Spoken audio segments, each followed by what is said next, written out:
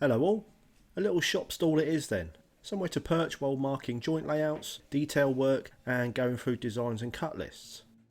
One of the large oak slabs I broke down earlier this year had some character one end, as seen here. One end of this offcut has a large cavity, the other end is kinda pippy.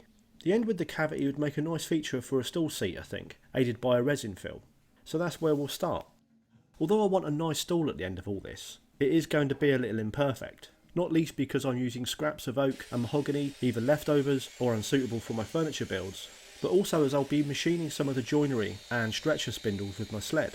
This stool is a bit of a test bed in that respect, helping me dial in the machine before I put it to use on some batch work. I'm just using a Dremel type wire brush in the drill to clear the whole of loose debris here, which there is a lot of, to prepare for the epoxy. I'm not big on epoxy, big river tables and what have you, as I personally prefer to stick with solid wood joinery from selected pieces. I have used it on and off for years though, but in the more traditional sense, filling knot holes and treating boats. One nice thing about the pigmented epoxy so popular at the minute is it does open up uses for what would often be considered waste wood, particularly in the boat and furniture game. Here I've gone for a copper bronze pigment with my oak just hot glue sealed to a packing tape covered board. Thought the bronze would complement the mahogany accent pieces you'll see later. After a couple of days or so with the resin fully cured, I can flatten the seat piece. You might have seen me use this reclaimed decorative mahogany moulding before. I'm cutting off what I can from what's left to glue together. This will make blocks which I can then turn on one of my sled accessories to make stretchers. Typically there'll be a few bits like this in this video where some of what I filmed, like actually turning the stretcher, was unusable. Doesn't seem to matter how many times I set up the camera with autofocus not as a default, it will continually autofocus, often rendering footage too nauseating to watch, so sorry about that. I do have a video of the machine turning if you really want to see it, which I'll link at the end. I did manage to catch a little of me turning the tenons at the end though. With the stretcher spindles turned, I can set up the machine for a bit of mortising. I'm creating slot mortises in the seat base here for the legs. That's the mortise template at the back guiding the router. With that done, I can switch to the tenon template and machine the tenons for the mahogany end grain cover strips. These are purely decorative really, just thought it'd be a nice look. If any of you caught my video where I added the linear rails to this machine, you'll remember me saying the additional blocks I added to the X-axis made it a little stiff running. I didn't think it'd be too much of a problem, but this in earnest trial run has made me realise I'm going to have to buy new long rails with double blocks already attached. At times, I had to tug the gantry carriage to get it to follow my guides, all down to the stiff blocks on the X-axis. Tugging the machine like that meant some of the mortises and tenons weren't perfect. A shame because the Y and Z axes are beautifully smooth, even when there's debris everywhere. But this is why we test and in my case share it on YouTube. I mean the fit was pretty good, but there was the odd shadow on the mortises where I had to jolt the machine along the X-axis, stretching the whole fraction. Fine for this stool, but not something I can live with, especially for machining saleable furniture, so lesson learned there.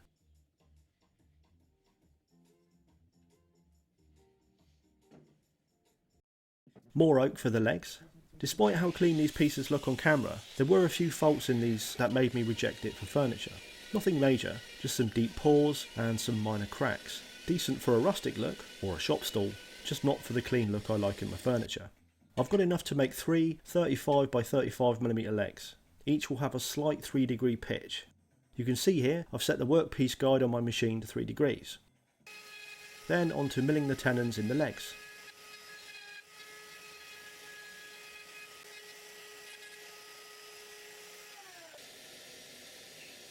The fit is okay. Still a good friction fit, but not tight like I know it can be due to the X-axis problem.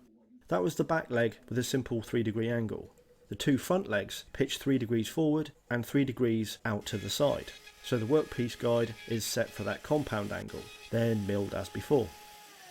I am determined to get this machine right, as it's incredibly versatile and when I'm done, it just hangs out of the way on the wall. If I can sort that rail issue, it'll be there I reckon. Ready for the first dry fit now. At this point I decided to add a T-shaped apron at the top of the legs.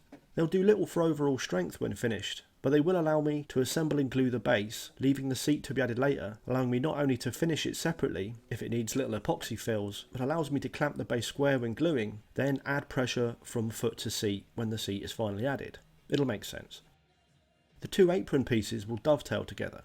I would have liked to use the router table, but on a test piece it proved a little too aggressive on the tiny dovetails, so I opted to hand cut them all. Again, being close up and my hands constantly moving, most of the footage of me doing that is unusable thanks to the camera's refusal to change from autofocus. But hey, this is YouTube. You're spoilt for videos of people cutting dovetails already. In fact, if you haven't already, go watch Matt Esley's dovetail speedrun. Very entertaining.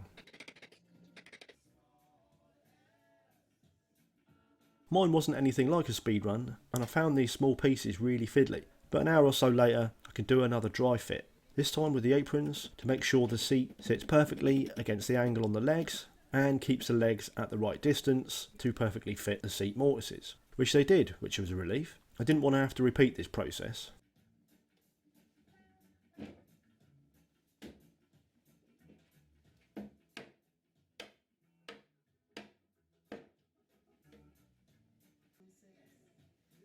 Hopefully there you can see the fit is quite nice.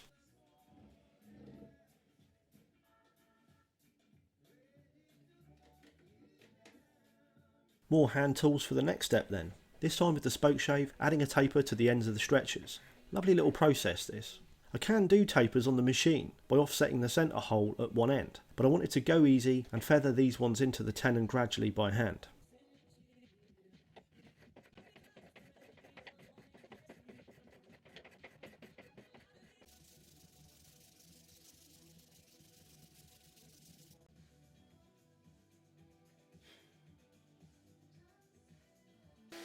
At the router table, I've marked the legs around the stretchers and apron and doing a partial round between the two.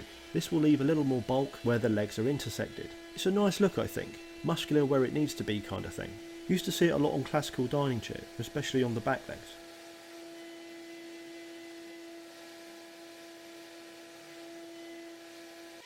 All the through tenons are getting wedges in their counterpart wood, oak for the mahogany and vice versa. In this instance, as they're all slight, the wedges are slightly oversized rips as opposed to an actual wedge. To these I add a shadow bevel with a sandpaper to start them off in the cut tenons. No need to glue these ones on the seat really, as they're a nice fit and purely decorative, but I was still shaping and finishing, so I thought they'd be best glued fast.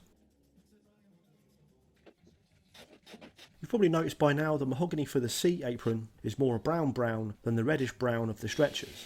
Likewise the seat is a darker oak than the legs. I'd have liked them all the same tone, but this is using odds and sods. So while it'll eliminate my efforts from best ever video titling rights, it's a contrast I can live with. Simple round on the seat I decided on, should help limit any danger to unconceived progeny. Then I can start gluing the base together. All the pieces had been sanded to 240 grit by this point. Of course I only had the bottom of the stool in the shot when I fit the aprons. It'd be easy to say I'm not cut out for making YouTube videos, and I'm sure some viewers will say that, and they might be right. I'll go with an analogy from a popular jazz quote: "It's the notes you don't play that matter," probably misattributed to Miles Davis. What looks like recording mistakes or oversights in my videos is just me giving you air in the music. Hidden texture and complexity as abba-dabba-doo-bop in it.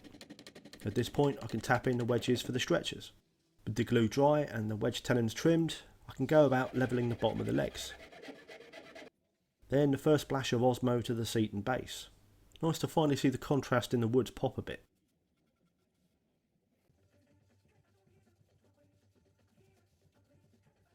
When dry, I lightly sand back again, then get to gluing the seat on, utilising some long clamps.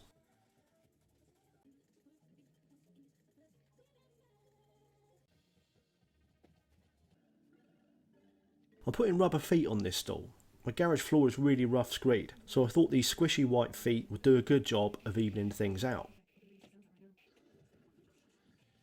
Finally, I can give the thing the last coat of oil and it's done. Turned out okay, I think. The copper bronze epoxy looks quite cool with the subtle joinery detail.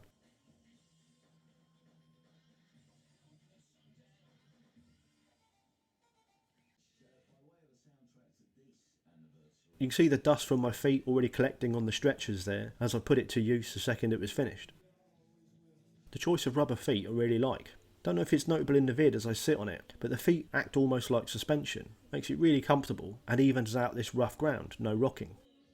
So the stool has served its purpose as a machine testbed, certifying that I need to address the x-axis problem for joinery, and is serving its purpose as a perch for me to try and make some sense of my drawings and lists. Now I have one, I can certainly say a shop stool is a must-have. Comments welcome below as always, and if you've made it this far, thanks for watching.